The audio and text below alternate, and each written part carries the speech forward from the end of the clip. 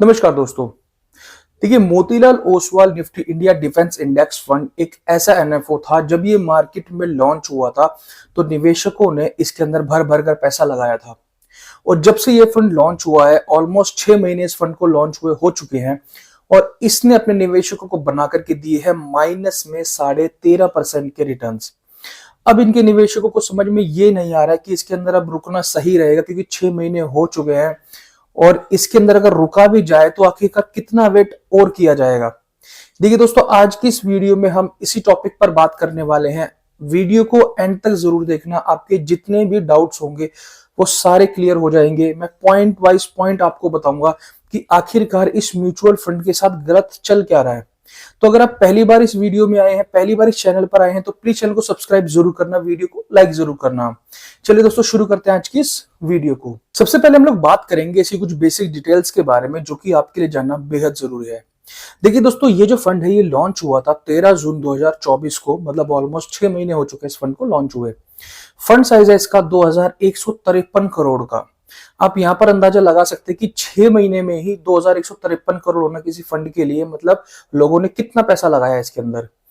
NAV है इसकी 8 रुपए 63 पैसे। जब ये फंड लॉन्च हुआ था तब ये 10 रुपए के एनएवी पे आया था और आज की डेट में इसी कम होकर 8 रुपए 63 रह गई है। मिनिमम एसआईपी आप 500 रुपए से इसमें शुरू कर सकते हैं और होल्डिंग्स है इसमें 16 स्टॉक्स की। एक्सपेंस रेशो है इसमें 0.31% का और इसमें किसी भी तरह का कोई भी लॉक इन पीरियड नहीं है। आप जब चाहे इसमें निवेश कर सकते हैं और जब चाहे स्कीम से बाहर आ सकते हैं। चलिए दोस्तों, अब हम लोग बात कर लेते हैं इस फंड के इसके बेंचमार्क के साथ कंपेयर करके।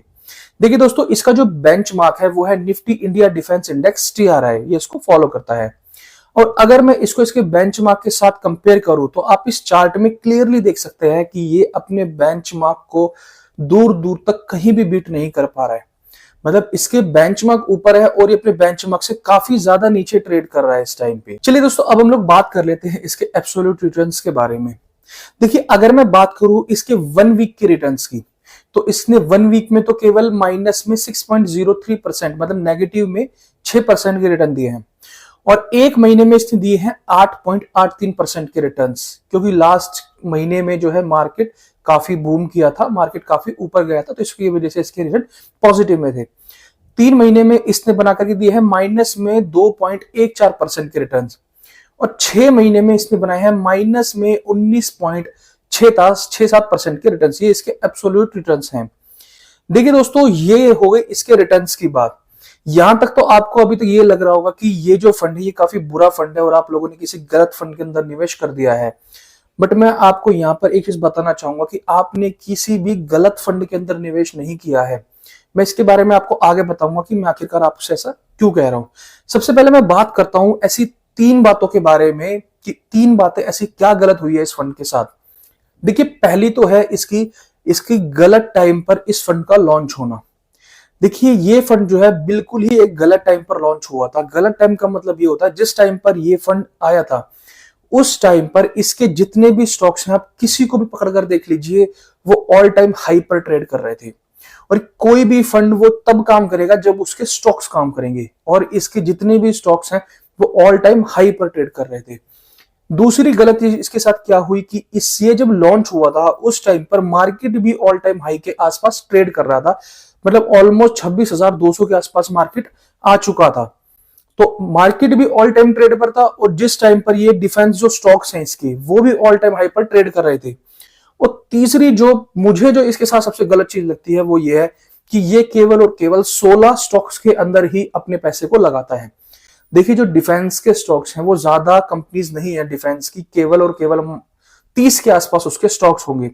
30 में से ये केवल और केवल 16 स्टॉक्स के अंदर पैसा लगाता है, मतलब लिमिटेड कंपनीज के अंदर ही इसका पैसा लगता है। चलिए दोस्तों, अब हम लोग बात कर लेते हैं इस फंड के टॉप 10 स्टॉक्स की। ये 16 स्टॉक्स में पैसा लगाता है, उसमें से इसके जो टॉप 10 स्टॉक्स है अब मैं उनके बारे में आपको बता देता हूँ।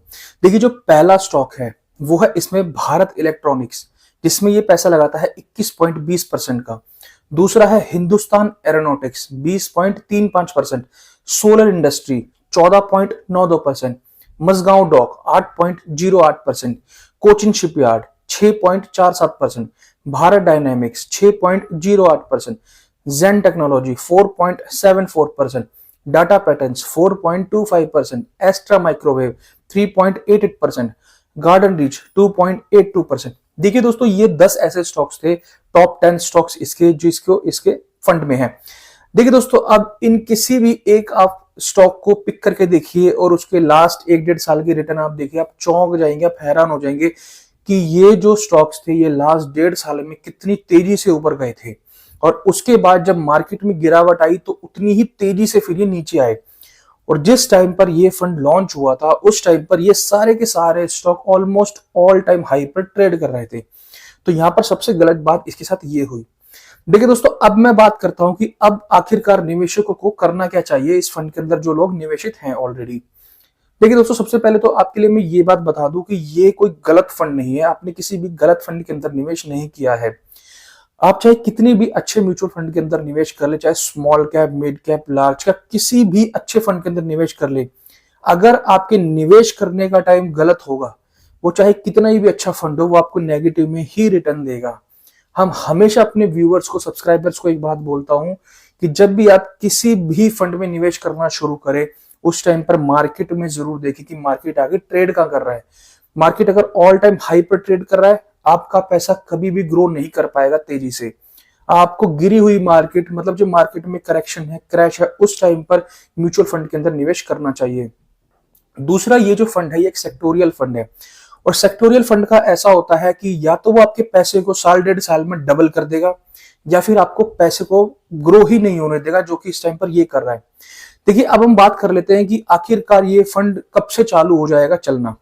देखिए दोस्तों, अगर मैं बात करूं तो मुझे अभी ऐसा लगता है कि जो भी लोग इसके अंदर निवेश कर रहे हैं उनको एटलीस्ट बजट आने तक का वेट करना चाहिए।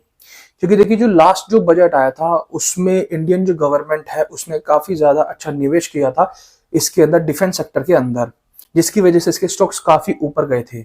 अब बात यहां पर यह आती है कि अगर इस बजट में, जो अब नियर बजट अब आने वाला है 2-3 महीने के अंदर अंदर, अगर इस बजट में डिफेंस सेक्टर को लेकर कुछ भी गलत न्यूज आती है, जो कि मुझे लगता है कि पर्सनली नहीं आएगी, बट अगर कोई भी न्यूज आती है तो ये फंड काफी नीचे चला जाएगा। अगर इसके लिए कोई न्यूट्रल न्यूज आती है या फिर कोई सिंपल न्यूज भी अगर आती है तो ये फंड बहुत ही ज्यादा तेजी से ऊपर जाएगा, आप यकीन मानिए। आपने इतना टाइम वेट किया है, आप थोड़ा टाइम और वेट कीजिए, क्योंकि देखिए, अगर आप किसी भी म्यूचुअल फंड के अंदर निवेश करते हैं तो आप ये सोचकर नहीं करते हैं कि मैं 1-2 महीने या 6 महीने में बाहर आ जाऊंगा। आपका विजन जो होता है वो 4-5 साल का होता ही होता है। तो एटलीस्ट इतना आप लोग वेट कीजिए, क्योंकि अगर आप इस टाइम पर इस फंड से बाहर आएंगे तो आपका पैसा नेगेटिव में ही रहेगा, आप लॉस लेकर बाहर आएंगे। आई होप मेरा मैसेज आपको बहुत क्लियर पहुंचा होगा। अगर आपको वीडियो थोड़ी वैल्यूएबल लगी है, आपका कोई भी क्वेरी है, तो आप मुझे कमेंट सेक्शन में पूछ सकते हैं, मैं आपकी क्वेरी को जरूर सॉल्व करूंगा। Thank you so much, have a nice day.